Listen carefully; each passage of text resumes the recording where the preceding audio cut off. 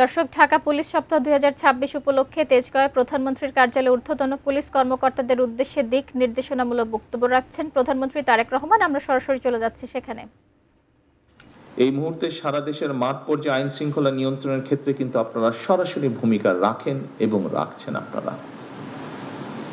সুতরাং আপনাদের উপরে যে অর্পিত দায়িত্ব, এই দায়িত্বটা যদি সফলভাবে পালনের সক্ষমতার পরিচয় দেন, আমি বিশ্বাস করি যেই কথাটা বলছিলাম যে একটি নিরাপদ মানবিক বাংলাদেশ, বর্তমান সরকারের নিরাপদ বাংলাদেশ প্রতিষ্ঠার পথে এক ধাপ আমরা এগিয়ে যেতে সক্ষম হব। আমি জানি আপনাদের লিমিটেশনস আছে, আমাদের সকলের লিমিটেশনস আছে, তারপরেও আমরা আমাদের অবস্থান থেকে যতটুকু পারি আমরা যদি চেষ্টা করি, সকলে যদি এফোর্ট নেই, আমরা এক ধাপ অন্তত এগিয়ে যেতে পারবো ইনশাল্লাহ। আমি দৃঢ়ভাবে বিশ্বাস করি। উপস্থিত অফিসারবৃন্দ, গতকালকে সারা দেশের পুলিশ কর্মকর্তা এবং সদস্যকে আমি বৈঠকে অনেকগুলো কথা বলেছিলাম। সবগুলো কথা প্রথমেই বলেছি, পুনরুল্লেখ করতে চাই না আমি আবার। তারপরেও এখানে যেই বিষয়টি আলাপ হয়েছে, আবারও এরকম একটা বিষয় নিয়ে আসতে চাই সামনে। সেটা হচ্ছে প্রতিনিয়ত যে প্রযুক্তিগত যে উন্নয়ন, এটা আমাদের এখানে যে অপরাধগুলো হচ্ছে, এই টেকনোলজির কারণে এটা ধারণ পাল্টেছে। ফলে স্বাভাবিকভাবে পুলিশ প্রশাসনের কার্যক্রমের যে পরিধি, সেটার আরো অনেক ব্যাপক এবং বিস্তৃত হয়েছে। স্বাভাবিকভাবেই বর্তমানের পুলিশের কার্যক্রম এখন আরো অনেক কয়েক দশক আগে যেমন ছিল তেমন না। বলা যায় শুধু যে মাত্র শহর বা জেলার ভিতরেও সীমাবদ্ধ তাও না। বর্তমানে যেটাকে বলে ট্রান্সন্যাশনাল অর্গানাইজ ক্রাইম, বৈশ্বিক বাস্তবতা যেটা, এবং এই কারণেই বিশেষ করে আমাদের প্রত্যেক পুলিশ কর্মকর্তাকে আরো বহুমুখী দক্ষ হওয়া প্রয়োজন। এটা বোধহয় এখন স্বাভাবিকভাবে আপনারা কাজ করতে গিয়ে এই সমস্যাটা ফেস করছেন এবং এটা সময়ের একটা দাবি। এরকম বাস্তবতাতেই পুলিশ প্রশাসনের নির্দিষ্ট কিছু পদ নয়, বরং আমি মনে করি প্রত্যেকটা পদই অত্যন্ত গুরুত্বপূর্ণ। প্রত্যেকটি পদ, যার যেখানে যেই পোস্টিং আছেন আপনি, সুতরাং প্রশাসনের সকল পদেই কাজ করার পেশাদারি মানসিকতা থাকাও কিন্তু অত্যন্ত জরুরি। শুধুমাত্র পদোন্নতি কিংবা নিজেদের পছন্দ মতন জায়গায় পোস্টিং এর জন্যই যদি আমরা মনে করে থাকি, তাহলে সেটা আমি মনে করি যে পেশাদারিত্বের সঙ্গে যে আপোষ, সেই আপোষটা হয়ে যায়। এটাতে হয়তো আপনি আপনার ইচ্ছা মতন বা প্রয়োজন মতন বা চাহিদা মতন পোস্টিং পেলে হয়তো সাময়িকভাবে আপনি এটা তুষ্ট হবেন, হ্যাপি হবেন আপনি, তবে এটা আপনার যে পেশাদারিত্ব আছে, আপনার যে প্রফেশনালিজম আছে, সেটার সাথে কম্প্রোমাইজ করা হয়। সেজন্য আপনাদের কাছে আমার বিশেষ আহ্বান থাকবে যে পুলিশ প্রশাসনে আপনাদের উপর যার যেখানে দায়িত্ব ভার অর্পিত হয়েছে, সেই কাজটি গুরুত্ব সহকারে দয়া করে পালন করবেন। এবং তাহলেই আমি মনে করি ধীরে ধীরে আমরা অবশ্যই একটা দক্ষ, গতিশীল এবং পেশাদার পুলিশ প্রশাসন ধীরে ধীরে গড়ে তুলতে পারবো। এক্ষেত্রে একটা কথা আমি উল্লেখ করতে চাই। একটা সরকার যেমন চিরস্থায়ী নয়, আমরা 5 বছরের জন্য নির্বাচিত হয়েছি, চিরস্থায়ী নই আমরা। এটা অতীতেও বিভিন্ন সময় প্রমাণিত হয়েছে, পৃথিবীর সব দেশে এটা প্রমাণিত। ঠিক একইভাবে কিন্তু জনপ্রশাসন কিংবা পুলিশ প্রশাসনও কোনো পদ কিন্তু কারো জন্যই চিরস্থায়ী নয়। আজকের এই সভাতে স্রেফ একটা আনুষ্ঠানিকতা হিসাবে যদি আমরা দেখি, তাহলে বোধহয় সেটা ঠিক হবে না। বরং এই সভাটা আজকের হয়ে উঠুক। আপনারা এখানে এসেছেন, সময় দিয়েছেন, আমরা প্রায় 2 ঘন্টা ধরে এই অনুষ্ঠানে বসে আছি। কাউকে দেখছি একটু ক্লান্ত হয়ে ঝিমুনির মধ্যেও চলে গিয়েছেন, কিন্তু স্বাভাবিকভাবেই আমরা চাই না যে এটা শুধু একটা অনুষ্ঠানের মধ্যে সীমাবদ্ধ থাকুক, বরং এই অনুষ্ঠানটি যে আগামী দিনের পথ নির্দেশনার একটা গুরুত্বপূর্ণ অঙ্গীকারের একটা মুহূর্ত হোক আমাদের এই অনুষ্ঠানটি আজকে।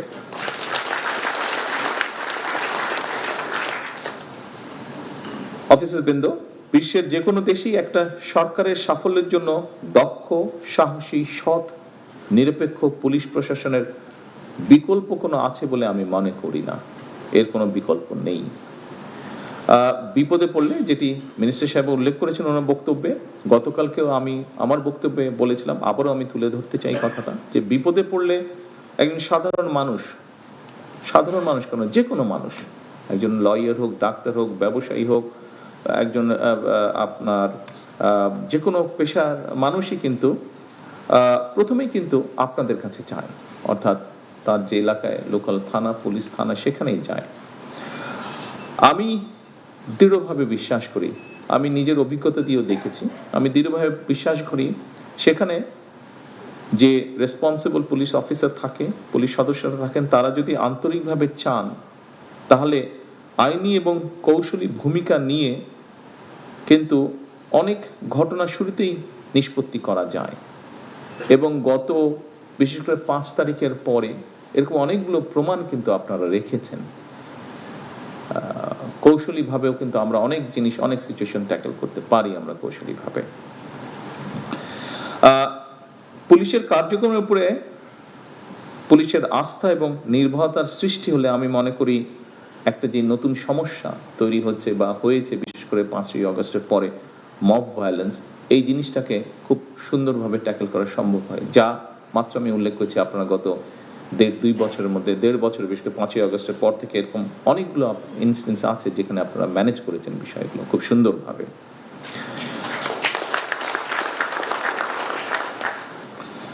দীর্ঘ 1.5 দশকে আমরা একটা ফ্যাসিবাদ শাসনের মধ্যে দিয়ে ছিলাম। 2024-এর অভ্যুত্থানের পরে বর্তমান সরকার জনগণের কাছে গণতান্ত্রিক সরকার হিসেবে পরিচিত, একটা জবাবদিহিমূলক সরকার হিসেবে আমরা গড়ে তুলতে চাই এই সরকারকে। এই সরকার পুলিশ বাহিনীকে এমন একটা রূপ দিতে চায় যেখানে পুলিশ সত্যিকারভাবে হবে জনবান্ধব, এবং শুধু জনবান্ধব নয়, আমরা চাই মানুষের একটা আস্থা তৈরি হবে, আপনারা একটা আস্থার জায়গা হবেন, মানুষের, সাধারণ মানুষের একটা আস্থার জায়গা হবেন। যে কোনো দেশেই সাধারণত জনগণ পুলিশ প্রশাসনকে সরকারের মিরর বা আয়না হিসাবে কিন্তু চিন্তা করে। কারণ এই যে একটু আগে বললাম, মানুষ বিপদে পড়লেই আপনাদের কাছে প্রথমেই যায়, দুটো জায়গায় যায় মানুষ তার বিপদের টাইপ হিসাবে। মেডিকেল সমস্যা হলে অবশ্যই ডাক্তারদের কাছে যায়, বাট আর যে কোনো বিপদের সময় পড়লে কিন্তু আপনাদের কাছে যায়, এবং আপনাদের যে রেসপন্সটা থাকে সেটার উপরেই কিন্তু অ্যাকচুয়ালি মানুষ প্রথমেই ধরে নেয় যে আচ্ছা সরকারটা কেমন। এবং সেজন্যই পুলিশ প্রশাসনকে সরকারের আয়না হিসেবে বিবেচনা করা হয়। সুতরাং পুলিশ প্রশাসন সফল হলে কার্যত সেটা সরকারের সফলতা হিসাবেই বিবেচিত হয়। অফিসারবৃন্দ, একটি শক্তিশালী, জবাবদিহিমূলক, আইনসম্মত এবং জনবান্ধব রাষ্ট্র ব্যবস্থা গড়ে তোলার ক্ষেত্রে আপনাদের ভূমিকা অনস্বীকারযোগ্য। বর্তমান সরকার, গতকাল আমি বলেছি, এর আগেও বলেছি, মিনিস্টার সাহেব তার বক্তব্যে একটু আগে উল্লেখ করেছেন, সরকার দুর্নীতি, সন্ত্রাস এবং দুঃশাসনের বিরুদ্ধে আমরা আপোষ করতে চাই না, কম্প্রোমাইজ করতে চাই না। আমরা দুর্নীতি, সন্ত্রাস নিয়ন্ত্রণে অনেক সময় আমরা দেখেছি আপনাদেরকে একটা সমস্যার সম্মুখীন হতে হয়। পলিটিক্যাল পরিচয় বা পলিটিক্যাল আইডেন্টি, ইনফ্লুয়েন্সিয়াল আইডেন্টি, এরকম বিষয় আপনাদেরকে ফেস করতে হয়। আমি পরিষ্কারভাবে আপনাদের সামনে আজকের এই অনুষ্ঠানে বলতে চাই যে দুর্নীতি, সন্ত্রাস নিয়ন্ত্রণে ব্যক্তির রাজনৈতিক পরিচয় নয়। যে বা যারা অপরাধে লিপ্ত হবে তাকে আপনারা অপরাধী হিসেবেই বিবেচনা করবেন। কথা বলেন, অন্য প্রতিষ্ঠানের কথা বলেন, সেগুলোর ব্যাপারেও সরাসরিভাবে জানার সুযোগ হচ্ছে বা বিষয়গুলো দেখার সুযোগ হচ্ছে। একইভাবে স্বাস্থ্যের কথা বলেন, একইভাবে শিক্ষার কথা বলেন। কয়েকদিন আগে আমার কাছে অডিটর জেনারেল সাহেব এসেছিলেন। এটি আমি রাজনৈতিকভাবে উপস্থাপন করছি না, আমি বাস্তবতা তুলে ধরছি। আমি কাউকে রাজনৈতিকভাবে দোষারোপ করছি না। এদেশের নাগরিক আপনারা এদেশে বড় হয়েছেন, আপনাদের সন্তানরাও এদেশে বড় হচ্ছে, সেজন্যই আমি কথাগুলো তুলে ধরছি, একজন নাগরিক হিসেবে নয়। অডিটর জেনারেল সাহেব যখন আসলেন, উনি আমাকে কতগুলো ওনাদের রিপোর্টের অনেকগুলো বিষয় তুলে ধরলেন। কিছু পরে আমি দেখলাম পত্রিকাতেও এসছে, খুব সম্ভবত সেক্রেটারিয়েটে আপনাদের কারো অনেকেই ধারণা আছে, বিশেষ করে যারা ওই এলাকাতে কাজ করছেন বা আপনারা মনিটর করছেন সবকিছু দেখছেন, আপনার ধারণা আছে যে আমার অফিস থেকে সেক্রেটারি যে অফিসে আমি বসে, এখান থেকে বের হলেই সাংবাদিকরা নিচে থাকে, যেই বের হচ্ছেন তাকে জিজ্ঞেস করেন। খুব সম্ভব সেভাবেই বোধহয় কথাটা বের হয়েছে। অডিটর জেনারেল সাহেব আমাকে অনেকগুলো বলার মধ্যে আমি খুব আশ্চর্য হয়েছি। আগে পত্রিকায় পড়েছিলাম, স্বাভাবিকভাবে পত্রিকায় অত ওভাবে না থাকলে অডিটর জেনারেল যেহেতু অডিট করেছেন পরিষ্কারভাবে কথাগুলো ফুটে উঠেছে বা বেরিয়ে এসেছে, উনি যেহেতু ইনভেস্টিগেট করেছেন। রূপপুর সম্পর্কে উনি বলেছিলেন আমাকে যে রূপপুরে স্বাভাবিকভাবে যে প্রজেক্ট হয়েছে সেখানে ফুল ফার্নিশ কোয়ার্টার তৈরি করা হয়েছে বিদেশি যারা আসবে তাদের জন্য। সেখানে বালিশ যখন কেনা হয়েছে সেই বালিশের দাম ধরা হয়েছে ৮০,০০০ টাকা। আপনি একজন স্বাভাবিক মানুষ হিসেবে চিন্তা করতে পারেন কখনো কোনো বালিশের দাম পৃথিবীতে ৮০,০০০ টাকা হতে পারে? অস্বাভাবিক একটি ব্যাপার। সেখানে ফার্নিচার যেহেতু ছিল, ড্রেসিং টেবিল কেনা হয়েছে। এটি অডিটর জেনারেল সাহেবের কথা। যে ড্রেসিং টেবিল ওনার ধারণা ৩০-৩৫,০০০ টাকা দাম, সেই ড্রেসিং টেবিলের দাম ধরা হয়েছে ৪ থেকে ৫ লক্ষ টাকা। এই রূপপুর প্রকল্পটি সিমিলার প্রকল্প আমাদের পাশের একটি দেশ করেছে, তাদের লেগেছে অ্যাবাউট খুব সম্ভবত ১৪,০০০ থেকে ১৪,০০০ কোটি টাকার মতন। বাংলাদেশে যে রূপপুর আণবিক এই যে রূপপুরে যে প্রকল্পটি করা হয়েছে এটির খরচ গিয়ে আলটিমেটলি খুব সম্ভবত দাঁড়িয়েছে ৯৬,০০০ কোটি টাকা। আসুন, একটি টানেল তৈরি করা হয়েছে, টানেলটির নাম কর্ণফুলী টানেল। এটি সম্পর্কে অনেকেরই আপনাদের পরিষ্কার ধারণা আছে।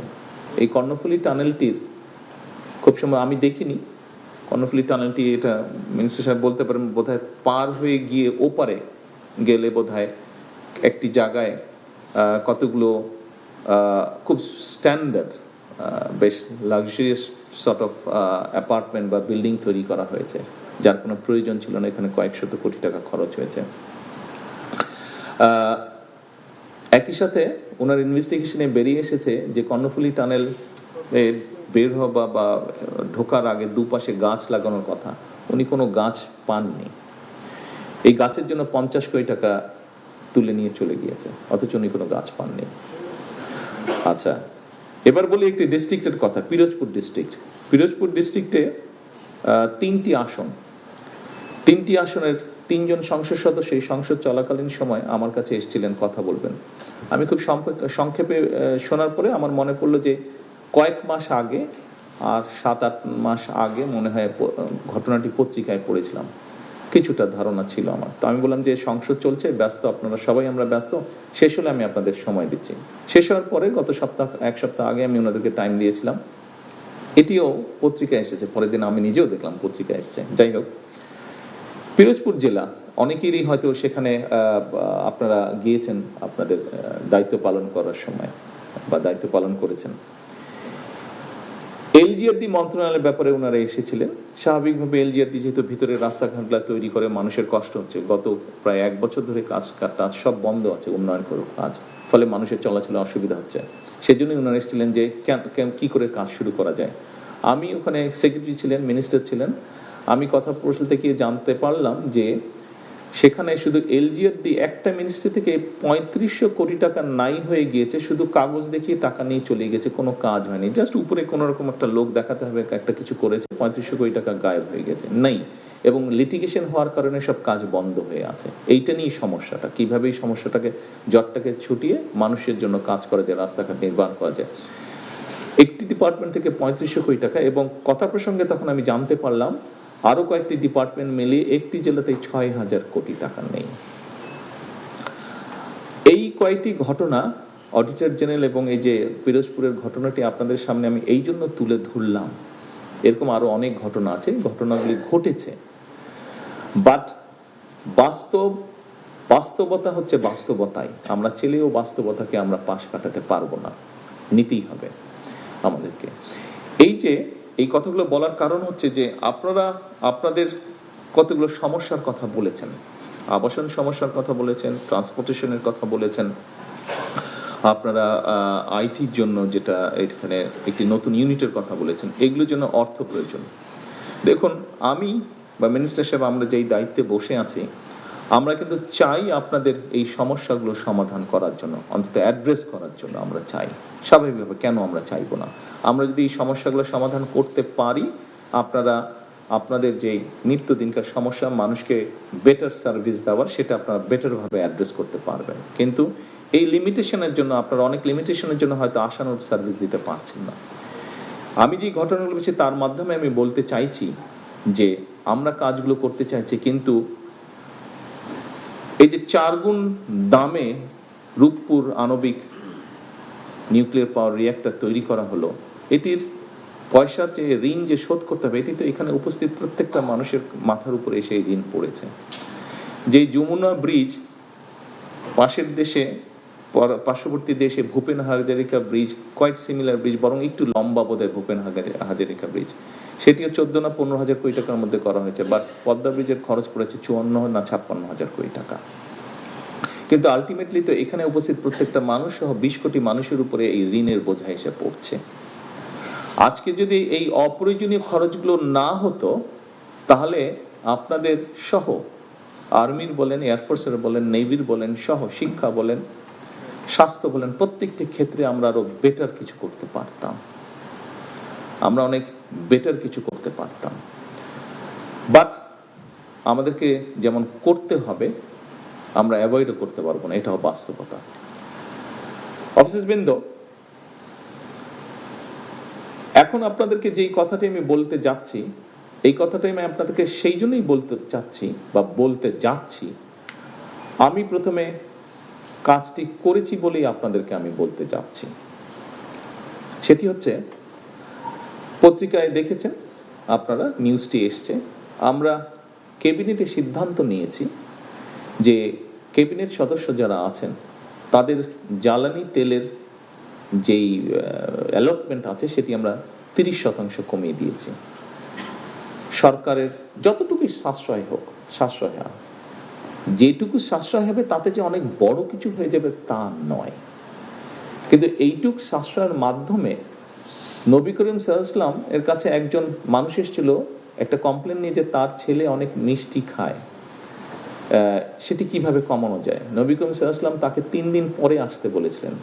নবী করিম সাল্লাল্লাহু আলাইহি ওয়াসাল্লামও খুব সম্ভবত নিজেও একটু মিষ্টি পছন্দ করতেন। উনি 3 দিন পরে যখন লোকটা আসলো, তখন নবী করিম সাল্লাল্লাহু আলাইহি ওয়াসাল্লাম বললেন যে তুমি গিয়ে বলো তোমার ছেলেকে মিষ্টি কম খেতে। বলে আপনি 3 দিন আগে বললেই হতো। ঘটনাটা আপনারা জানেন, যারা জানেন আপনারা সবাই ঘটনাটা জানেন। এই যে ক্যাবিনেট সদস্যরা ডিসিশন নিয়েছেন যে ওনাদের 30% তেল ওনারা কম ব্যবহার করবেন, আমি বলছি না যে আপনারা করবেন, আপনাদের ক্ষেত্রে সেটা সম্ভব না, সকল ক্ষেত্রে আপনাদেরকে সার্ভিস যেহেতু দিতে হয়।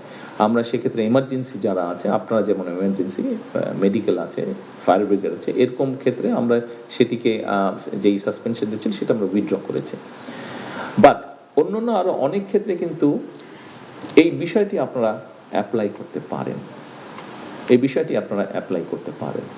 আমরা আমার অবস্থান থেকে, আমি যেখানে অফিস করি সেখানে আমরা অনেক খরচ কমানোর চেষ্টা করেছি, অনেকাংশে আমরা করেওছি। এইটা করে আমি আপনাদেরকে বলতে চাচ্ছি, আপনাদের এরকম অনেকগুলো স্কোপ আছে যেখানে আপনারা করতে পারেন। অফিসার্সবৃন্দ, বিষয়টি হচ্ছে আমরা চেলে তো চেতেই পারি আমরা যে এটা লাগবে, এটা লাগবে, ওটা লাগবে। তবে আমরা একটু অন্যভাবে তো চেষ্টা করলেও করতে পারি যে ঠিক আছে, আমি আমার রাষ্ট্রকে কি দিতে পারি, কতটুকু দিতে পারি। অবশ্যই আপনি সার্ভিস দিচ্ছেন, আপনি জান বাজি রেখেও সার্ভিস দিচ্ছেন। এখানে উপস্থিত প্রায় প্রত্যেকটি মানুষ জান বাজি রেখেও আপনি সার্ভিস দিচ্ছেন। এর বাইরেও কিছু তো আমরা দিতে পারি, যেই জিনিসটা না হলেই নয়। আমরা অনেক জিনিস আছে এরকম, যে এই জিনিসটা আমরা যদি স্কিপ করি, আমরা যদি বাদ দিই তাহলেও হবে, এবং তাতে রাষ্ট্র বা সরকারের কিছুটা হলেও সেভ হবে। আমরা যদি এই মানসিকতা, এই জন্যই আমি আপনাদেরকে বললাম যে আমি জিনিসটা চেষ্টা করেছি আমার অবস্থান থেকে কিছুটা হলেও করতে, এবং সেইটা করার পরেই সেই সৎ সাহসটা নিয়ে আমি আপনাদেরকে বলছি, আসুন আমরা এই ঘরে দাঁড়িয়ে, আমি এই পিএমও যারা স্টাফ আছেন তাদের আমি ওত নেওয়ার পরে প্রথম যখন এই অফিসে আসলাম, তাদের উদ্দেশ্যে আমি একটা কথা বলেছিলাম। আমি মনে করি এই কথাটি আজকেও এই ঘরে যারা আছেন তাদের জন্য অ্যাপ্লিকেবল। সেই কথাটি হচ্ছে, দেখুন আমরা এই মুহূর্তে এই ঘরে যারা বসে আছি, বাংলাদেশের 20 কোটি মানুষের তুলনায় আমরা কিন্তু সবাই প্রিভিলেজড, কিন্তু কোনো না কোনোভাবে আমরা প্রত্যেকেই প্রিভিলেজড, অনেকের থেকে অনেক কোটি গুণ বেশি প্রিভিলেজড। যেহেতু আমরা প্রিভিলেজড, আসুন না আমরা চেষ্টা করি কিছুটা হলেও যদি কম প্রিভিলেজ নেই, তাতে যদি কিছুটা আমরা প্রত্যেকে যদি একটু একটু করে ছাড় দেই, তাহলে কিন্তু অনেক বড় ছাড় হবে, অনেক বড় ছাড় হবে। কাজেই আজকে এই পুলিশ সপ্তাহ উপলক্ষে আপনারা যেরকম আপনাদের বিষয়গুলো উপস্থাপন করেছেন, সরকারের পক্ষ থেকে আমিও শুধু প্রধানমন্ত্রী হিসেবে নয়, যেহেতু আপনিও সরকারের জন্য কাজ করছেন, এই মুহূর্তে আমিও সরকারের জন্য কাজ করছি, সেজন্য আমি আপনাকে আমার একজন সহকর্মী হিসেবে কনসিডার করতে চাই। আপনার কাজ হচ্ছে জনগণের জন্য, আপনার কাজও হচ্ছে জনগণের জন্য, আপনিও কাজ করছেন রাষ্ট্রের জন্য, আমিও কাজ করছি জনগণের জন্য, আমিও কাজ করছি রাষ্ট্রের জন্য। আমাদের লক্ষ্য উদ্দেশ্য এক, একটি বেটার বাংলাদেশ তৈরি করা। কাজটা আমরা সমাপ্ত করতে পারবো না, তবে কাজটা আমরা যদি সকলে এক জায়গায় এসে দাঁড়াই, আমরা সকলে কাজটা শুরু করতে পারবো। ইনশাল্লাহ আমাদের পরবর্তী প্রজন্ম কাজটা ক্যারি আউট করতে পারবে, বয়ে নিয়ে যেতে পারবে। আসুন আজকের এই পুলিশ সপ্তাহে আমাদের প্রতিজ্ঞা হোক, প্রতিশ্রুতি হোক, শপথ হোক যে আসুন আমরা যে যার অবস্থান থেকে, আপনি আপনার সরকারি অবস্থান, আপনি আপনার ব্যক্তিগত অবস্থান, উভয় জায়গা থেকে আসুন আমরা এই কাজটি শুরু করি। আমরা কতটুকু দিতে পারি দেশকে, আমরা কতটুকু দিতে পারি রাষ্ট্রকে, আমরা কতটুকু করতে পারি জনগণের জন্য। সম্মানিত অফিসারবৃন্দ, সহকর্মীবৃন্দ, আবারও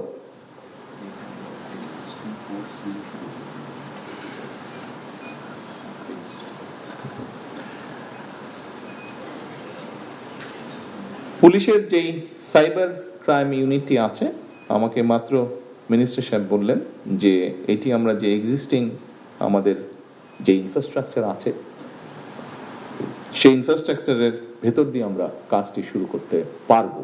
এটি হচ্ছে মিনিস্টার সাহেব আমাকে বলেছেন। আসুন আমরা সেটি শুরু করি। এডিশনাল যদি মিনিমাম কিছু সাপোর্ট লাগে, অবশ্যই সরকার সেই সহযোগিতা আপনাদেরকে করবে। সম্মানিত অফিসারবৃন্দ, প্রিয় সহকর্মীবৃন্দ, পুলিশ সপ্তাহ 2026-এ আজকে শেষ যেই কথাটি আমি আপনাদেরকে বলবো, একজন সহকর্মী হিসাবে আসুন আমরা যে প্রিভিলেজড মানুষ আমরা যারা আছি, আসুন আমরা আমাদের অবস্থান থেকে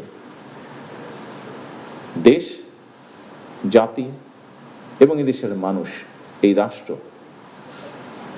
তাদের জন্য যতটুকু সম্ভব আমরা ছাড় দিয়ে আমরা সামনে এগিয়ে যেতে সকলকে সহযোগিতা করি। সকলে ভালো থাকবেন, ইনশাল্লাহ সুস্থ থাকবেন। আসসালামু আলাইকুম। আন্তরিক ধন্যবাদ জানাচ্ছি মাননীয় প্রধান।